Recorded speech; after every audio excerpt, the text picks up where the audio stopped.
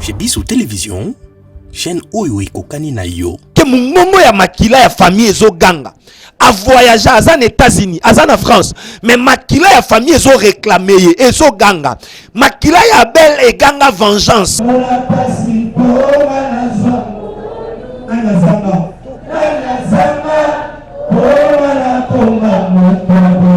Oko remarqué na famille na bino boza bobala kame babota kate. Oko remarqué na famille na bino nyonso bobela kaka tuber. Oko remarqué na famille na bino nyonso to mususu sida e ratakate.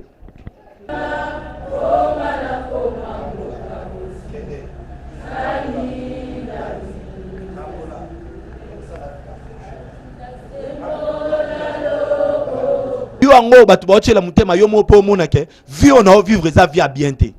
Parce que yo mutu mbonga famille yo mo mona ke nazo vivre na blocage. Sa makila rokyo kota na kati ya prison satanique. À cause de makila eme makaba lien. Nzambe apambola biso esika nyonso bufandi. Que Dieu vous bénisse. Mbote na balandi nyonso o balandaka émission oyo heureusement Jésus. Heureusement Jésus eza émission ezo pesa me pas le prophète Michel Kanyonga kinga sitia tia Mosakoli aza na mboka. Nzamba pambola yo esika nyonso zwami ozana Europe, ozana Asie, ozana Amérique, ozana Océanie, na Afrique, nzamba pambola yo partout zolanda biso. Lelo to memeli yo heureusement Jésus. Heureusement Jésus na nazolo ba heureusement Jésus. Muto azolo ba heureusement Jésus eza muto déjà komi na suka. Eza muto makambo ezo simbate, eza muto abundani ye moko akokite et ayokutana na Yesu na vie na ye. Yesu a changé histoire a vie na ye de muto ana zolo ba heureusement Jésus. Et nangina yebisa yo pe ke ndengo zolanda nga wana okoloba heureusement na kutana kina Yesu na nzela émission yo parce que yo lingyo ko olingo miboma komi boma lisusu te yo za na ba problème yo makambo libala no ezo simbate makambo ndako no ezo simbate na ngina ebisa ko kanga no biloko to bima libanda papa ko bengana no mama te po azo bota te komi diembi kananu te parce que lelo na memelio Jésus-Christ na nzela il y avait une femme o akufela ki mobali akufeli pe mwana. La Bible déclare que tango azo le kananzela bazo kende kokunda mwana na ye kaka fils ni ko atikala kinaye na nzela wana bazo kende ezaki même nzela pe Yesu abande ko kotela et tango Yesu azo kota akutani ne tuluku ya batu na nzela ba memi mwana bazo kende kokunda ye et Bible lobi na biso bango bazaki na fils unique ya mama na ye oyo akufa et oyo azoya azalaki fils unique ya bomoi et fils unique akufa pe fils unique ya bomoi bakutani et lokola notre Jésus il est le chemin, la vie et la vérité azongi si bomoi et pa ya mwana o esi akufaki na lingina yebisa yo zomona makambo ezo simbate yo zomona rien ne marche dans ta vie na lingina yebisa on a memeli yo fils unique de son père. Il s'appelle Jésus-Christ de Nazareth, celui que moi j'appelle l'homme de Galilée, l'homme de 33 ans, le bogard d'Israël. Azana solution ya ko pesa na problème nyonso yo zanango. Ozana problème a mukanda, ozana problème a ko bota, ozana problème a diabète, tuber, sida, prostate, nyonso ezo déranger yo. Mwana no akoma kizengi alobaka te banda bota matambola kate. Nyonso ezo komela yo. Je suis venu t'annoncer que Jésus Christ à Nazareth aza capable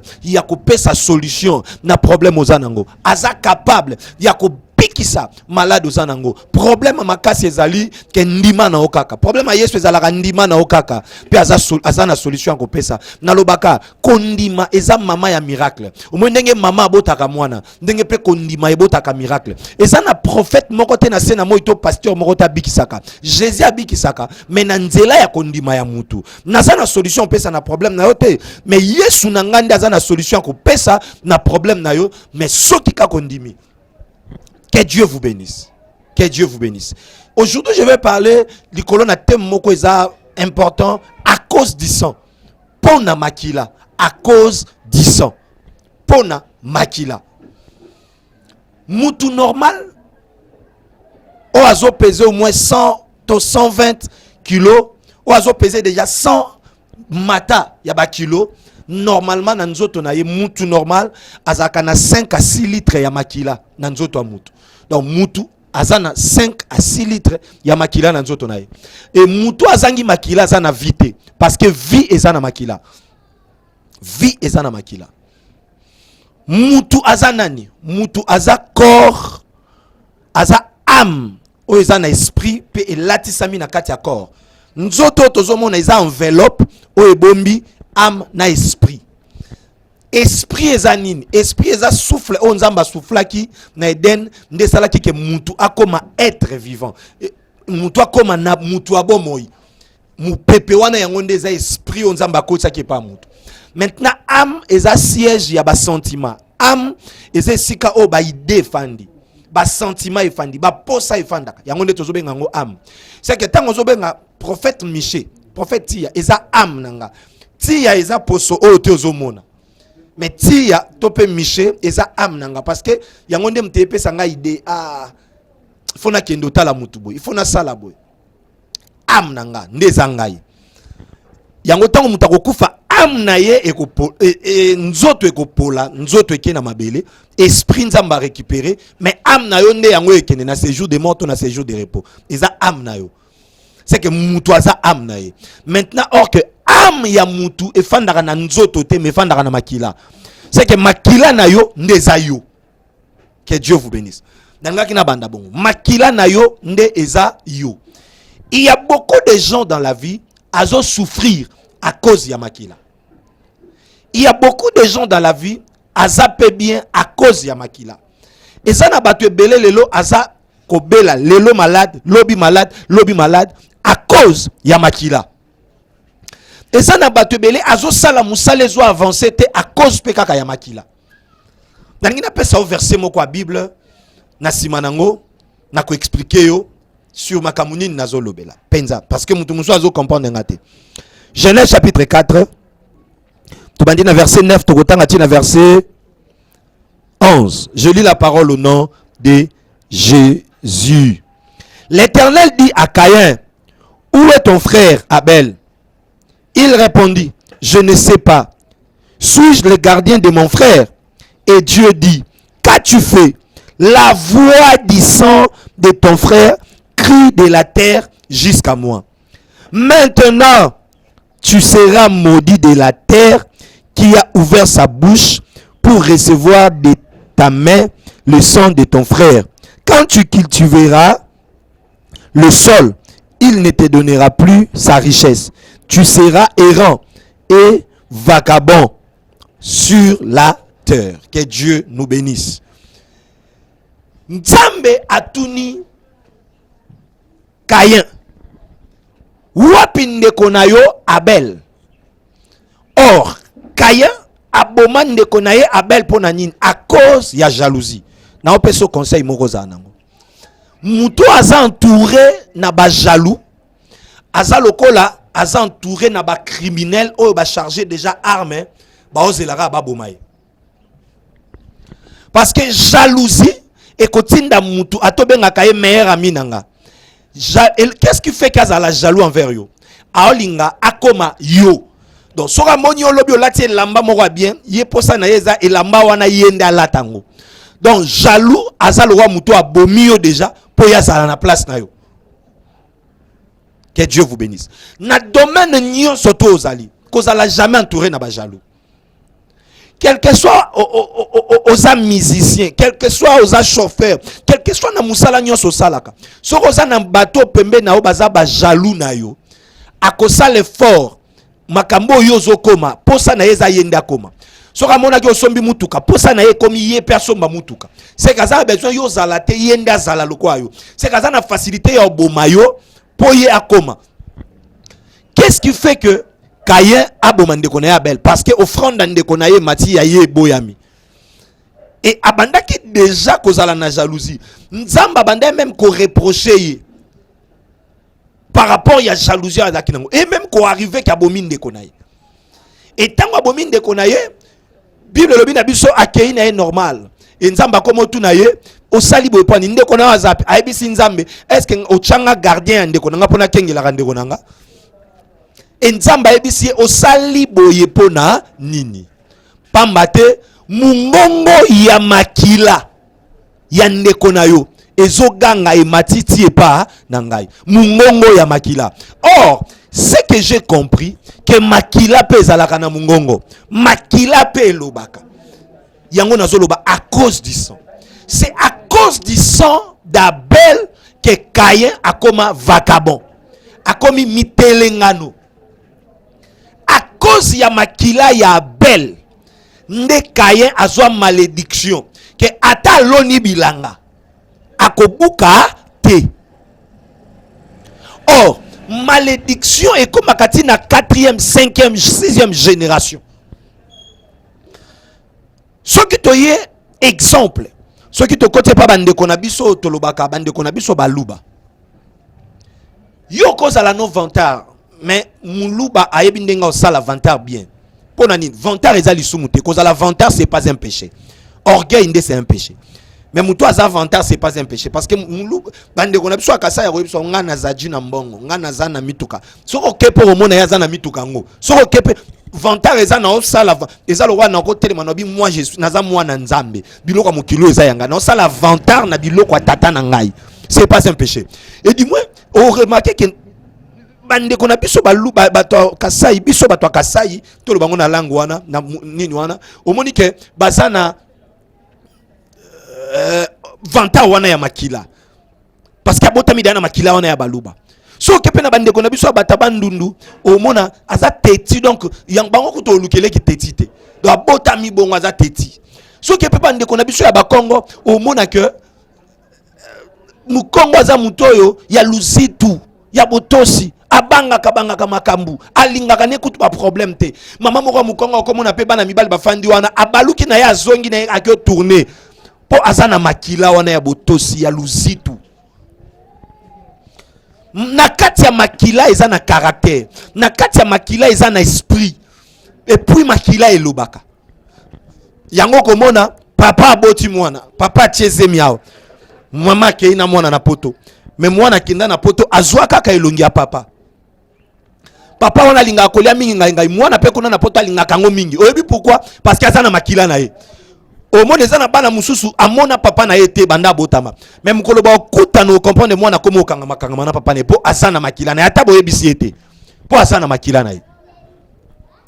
Et il y a beaucoup de gens ba vie na bango ezobeba à cause de makila parce que mungongo ya makila ya famille ezo ganga a voyager à les États-Unis, à en France, mais makila ya famille ezo réclamer ezo ganga makila ya belle et ganga vengeance makila ya famille na bino e ganga kanini.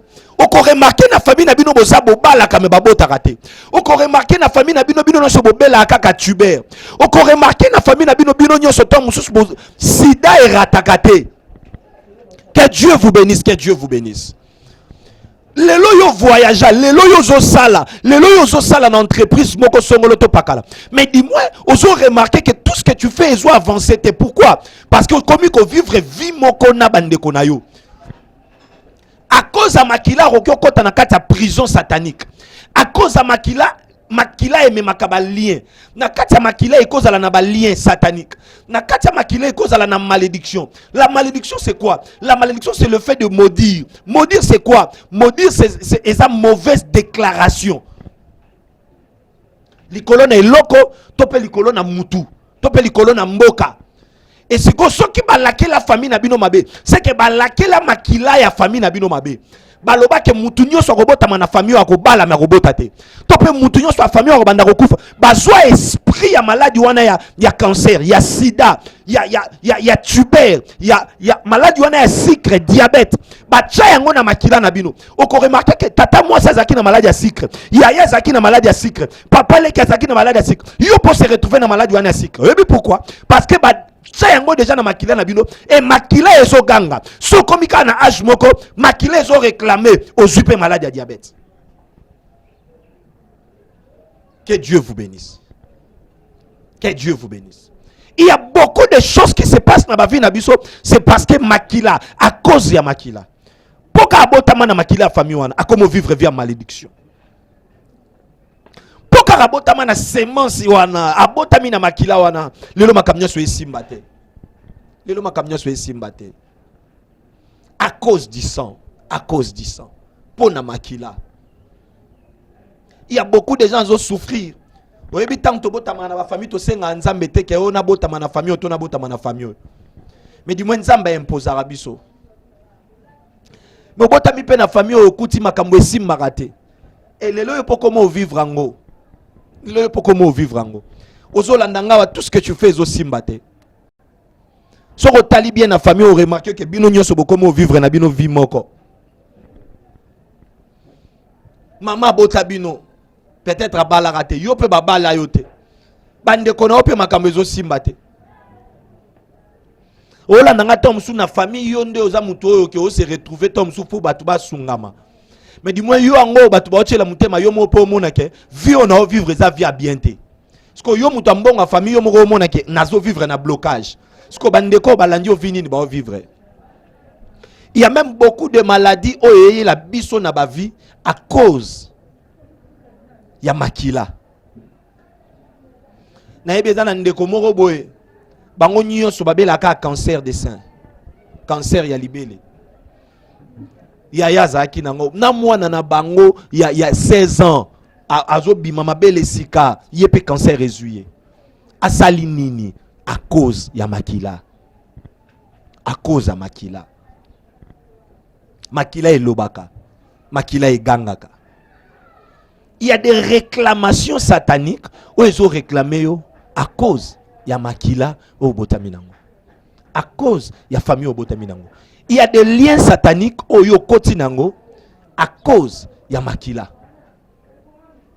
À cause ya makila. Zambe ayoki mungongo ya Kayen.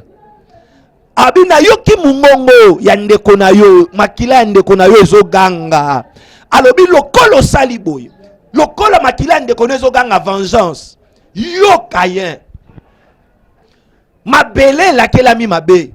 Okolona biloko. Okobukate. Donc vu ya Kayen mobimba, il travaillait, mabande ko récolter te ba fruits à travail na. Il y a beaucoup de gens comme ça. Ozobi matongo ozozonga pourquoi? Mais du moins salaire ozozo o se retrouver te. O se retrouver te. O travailler dur, mo se retrouver te. O kota libala semie yakate. O kenda musala promotion yakate, élévation yakate. O zwambongo mo comprendre te o sala na mbongo ngo eloko te. Ba toi génération no baza na niveau nini, yo poza na niveau ni tala bien. Batu bokenda na bango poto nzela moko ba osala ba faire aminene, mais yo makambo zo avancer te. Mais loko ekamisa ngai pa bande ko ezanini. Tango omona makambo zo avancer te ofandi na ope kimia. Olo ba oneza ba aventure ba passer wana baza ba aventurier. Non papa, non maman, luka nzambe. Luka nzambe ndeko, luka nzambe. Makambo zo vivre za normal te. Vie zo vivre za vraie vie na yo te. Na H na yo koko vivre vie a boete. Na Hollande na Facebook, ba commis jeune moko za 32 ans. Ba toi snel ba yo tika facture. Ba beti porte ba tuni a mukolo aza, ya za na 32 ans mobité a mukolo aza te. Boya lobby. Mutu tio komi na 32 ans ofana na ndaka ba parents na yo, ba oli esaka yo, ba osala koma kamu normal, mais omi mona ngo kaiza normal. Sœur Hollande ngatala, na yo ka maman moko opesa mwana na ye conseil. Abi mwana nga ya mwasi, nengo za na 15 ans boy, profiter. Abi mwana mwasi, chance à libala.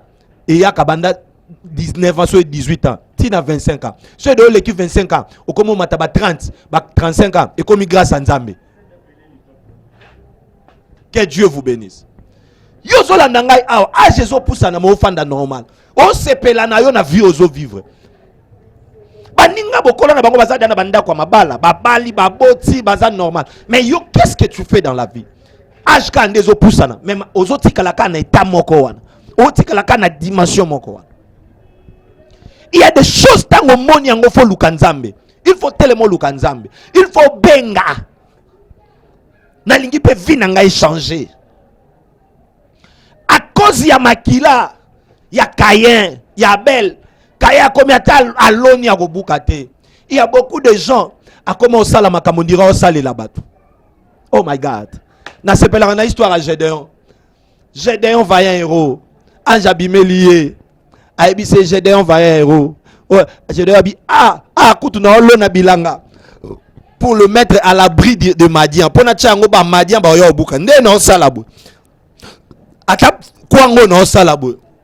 Na bi ketina sili saba Madian so ba ye ba oliango na place nanga. Na mboka na biso to koma makambo sali bilanga mais yo obuka mbuma wana te. Banguna ba yo zwango na place na yo.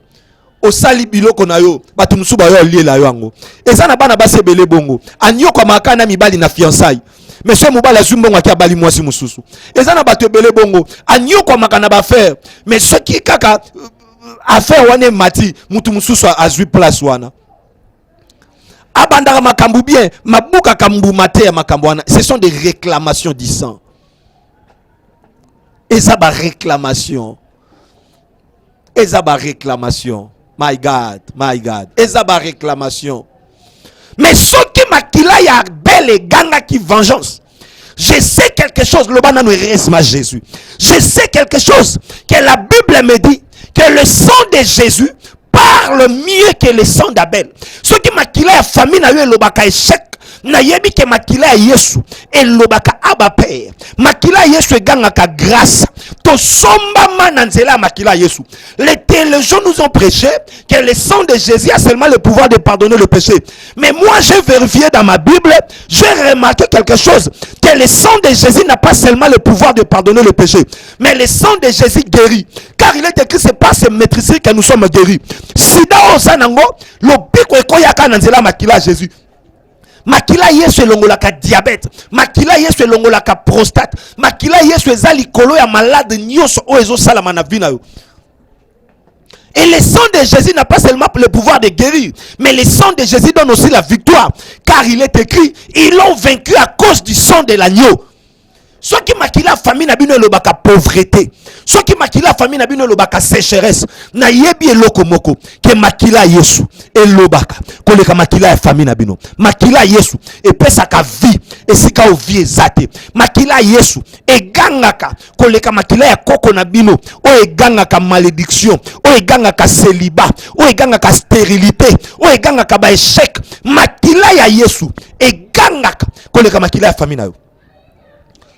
Naningi ba pesa biso elema ya liboso otala ndenge nini ndeko na famille na bango bakufaka na afanda koyoka mususu makolo vimbi akufi ou soit mukongo ekatani après akufi, mais ndeko yo grande sœur na ye o bozo mona zo ganga wana na église wana eza après culte à dimanche o zo mona zo ganga wana yepe ba biloko wana esalaki ye na makolo ba ye na ye na église alandi prophète ya na TV baye na ye na sakoli na sambele abiki endeko na ye wana ya mobali bozomo na utaki Brazzaville yepe mukongo ekatani abanda ko tambola bien zoko ko côté madi ake na hôpital ba yebisi colonne na ye et ce qui est séparé ce qui est qui se passe aye to sambeli atelemi pe bandiko ayaki ya kogumbama mais akomi tout droit tala ndenge azo meka ko tambola tozo tala après to kozonga na sima. Que Dieu vous bénisse. Malembe.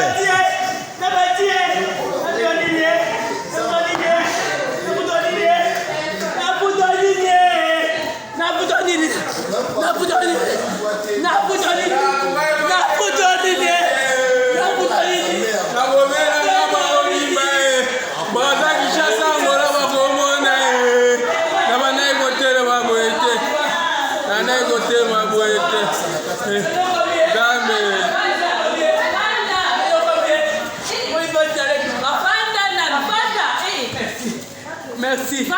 Merci Seigneur. Merci Jésus. Merci.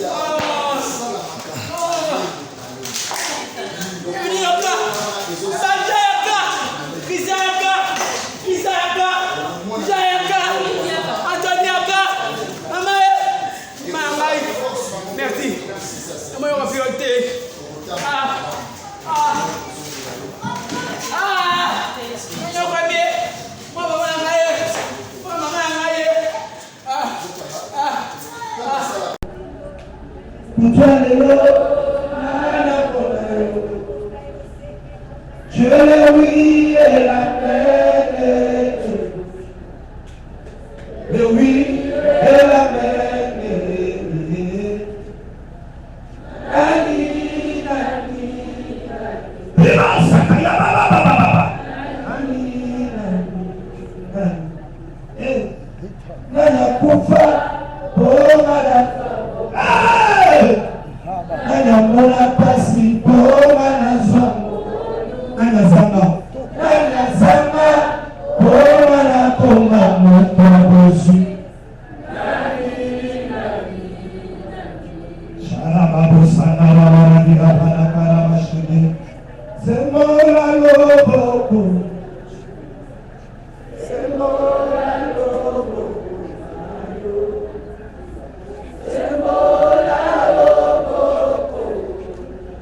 Dieu des alliances, le Dieu des esprits des prophètes.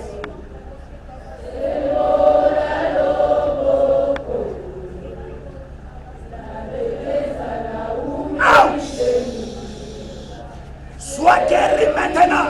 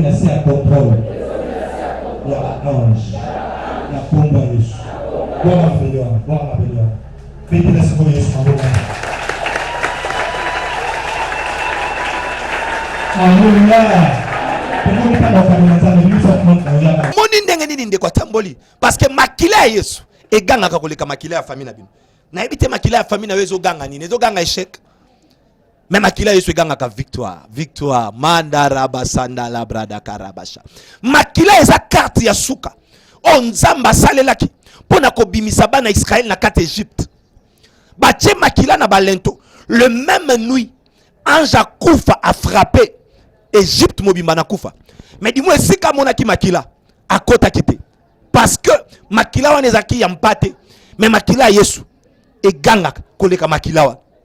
Que Dieu vous bénisse.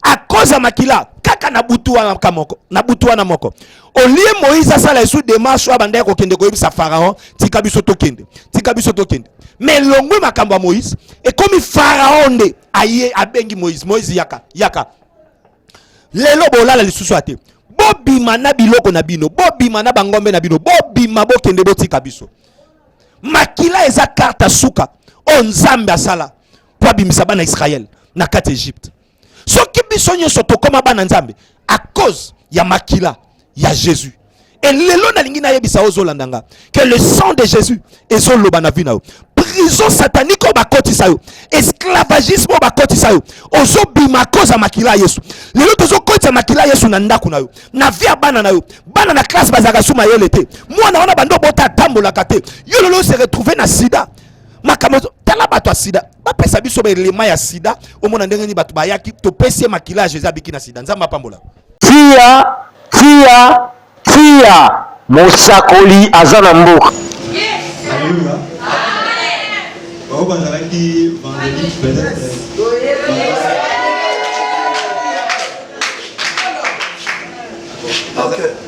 Nazwaki problème moko nasalaka gilet nazokaka oke moto mwana azalaki na sida nazwaka te lobi nazwaki grâce et non vendredi nazwaki grâce basembele pour na ngai lobi samedi na hôpital na sasi test par lobi décidé.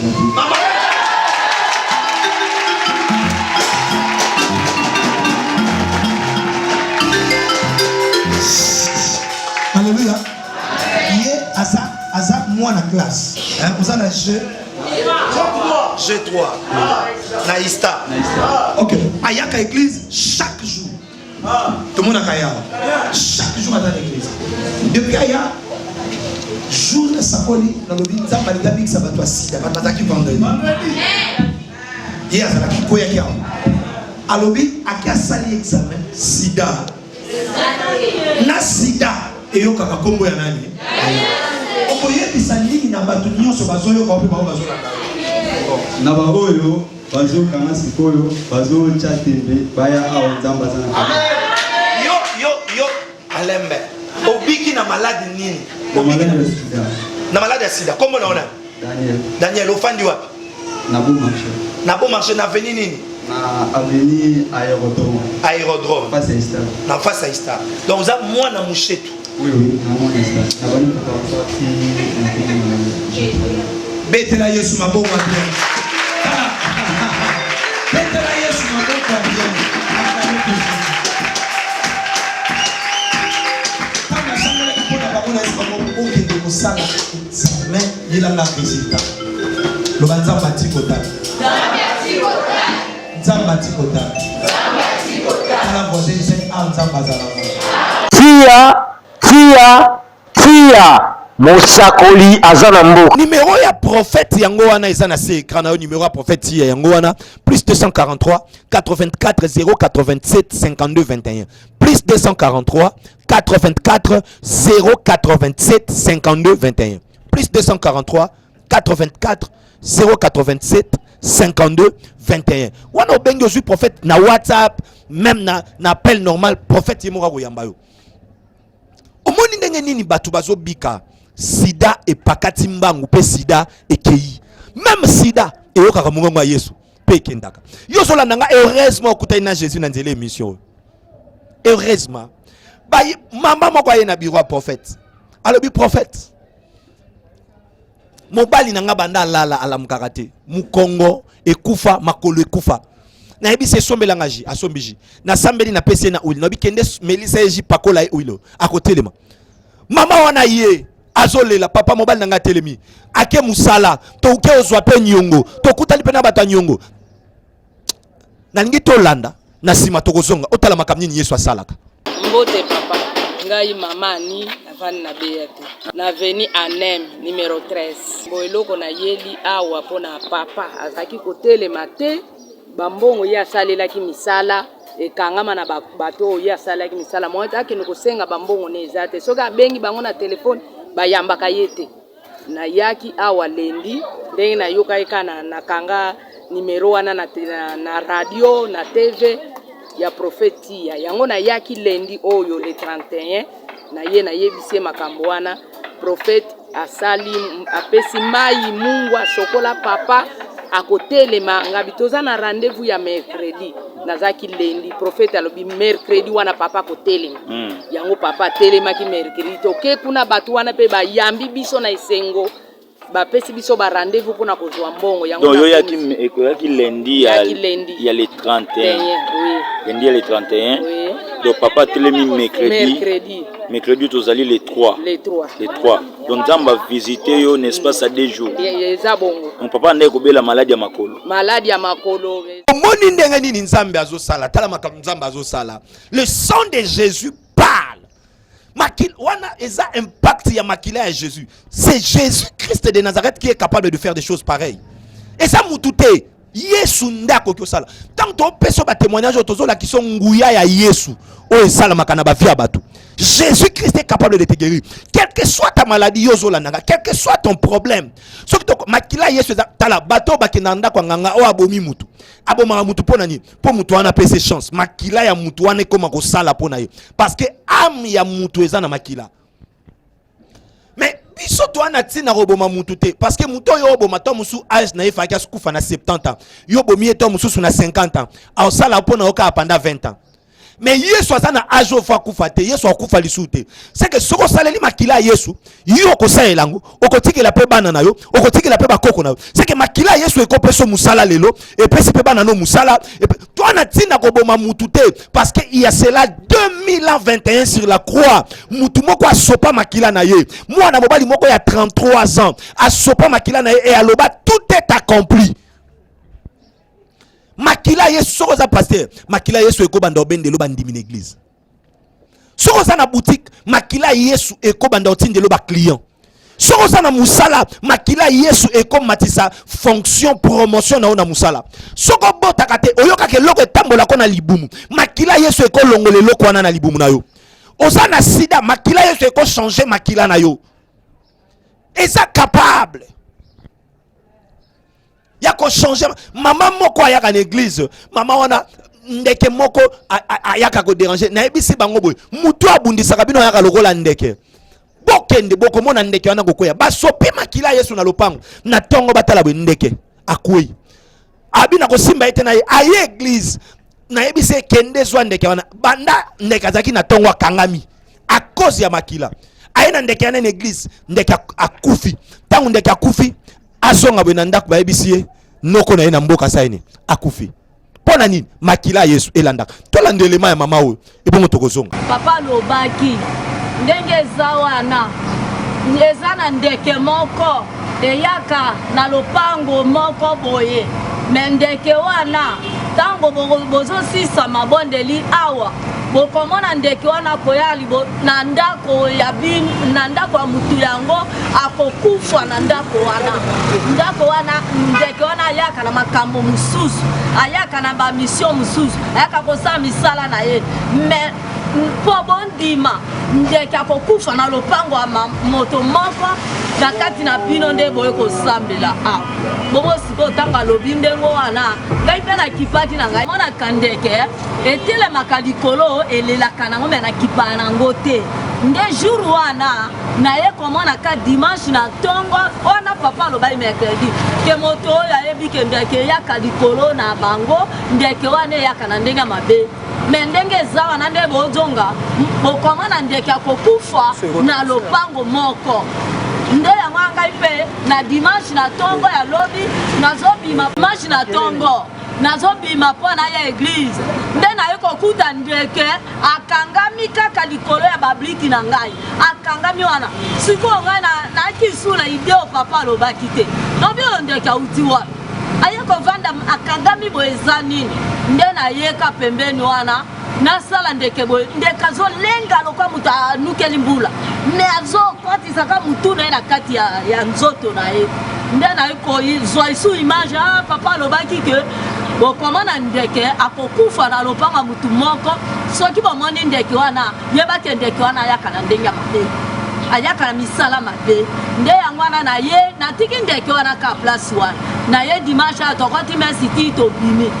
tovandi mpe makambo na biso oyo mosusu elekaki ati esili bareunion ya eglise kozonga nazongi na ndako tokomi na ndako leni tokomi na ndako 19h mpo nalandaki papa esika azalaki naye kokoma na ndako 19h naye kokuta kaka ndeke wana kauki kaka wana nde nazongi lobi nazongi naye koyebisa papa lelo nayebisi papa naobi papa ndeke oyo olobaki nakuti ye namoni ye na tongo na ndako na ngai likolo ya babliki me akauki kaka boye siko papa obi yela ngai soki ya solo ndeke akufi na ndako na memela ngai nde yango wana memaki yango. Que Dieu vous bénisse, que Dieu vous bénisse. Numéro prophète est à plus 243 84 087 52 21. Plus 243 84 087 52 21. Wana kobenga okozwa prophète na WhatsApp, okozwa prophète même na appel direct. Oza na problème benga. Ko hésiter te mama. Bartime a ganga. Yo po ko ganga na nzela ya appel na yo. Oko ganga. Au bengi toko sambela pona yo et les tuer des esprits des prophètes. Jésus-Christ de Nazareth a okota makamna yo. Père kolongisa yo.